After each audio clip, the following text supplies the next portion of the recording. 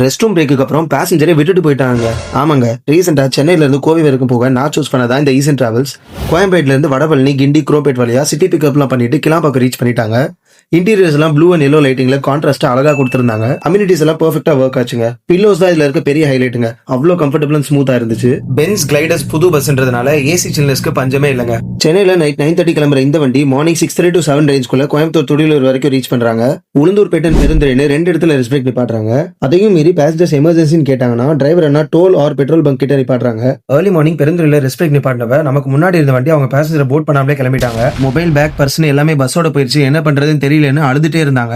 ஈசன் travels driver Sasi அண்ணா தான் கவலைப்படாதீங்க, bus புடிச்சிடலான்னு top ஸ்பீட்ல வண்டி ஆபரேட் பண்ணிட்டு வந்தாங்க. 25 கிலோமீட்டர்ஸ் தாண்டி பஸ் மறிச்சு இன்னொரு டோல்கேட்ல தாங்க ஏத்தி விட்டோம். அந்த டிராவல்ஸ்ல இந்த மாதிரி நடக்கிறது இது ஃபர்ஸ்ட் டைம் கிடையாதுங்க. அந்த வண்டியில டிராவல் பண்றவங்க கொஞ்சம் யோசிச்சு புக் பண்ணுங்க. சென்னையில 9 மணிக்கு மேல சிட்டி பிக்கப் இருக்கிறதுனால இந்த பஸ் நிறைய பேருக்கு ஹெல்ப்ஃபுல்லா இருக்கும். இந்த மாதிரி டிராவல் கண்டென்ட் மறக்காம நம்ம சேனல் ஃபாலோ பண்ணிக்கோங்க. தேங்க்யூ.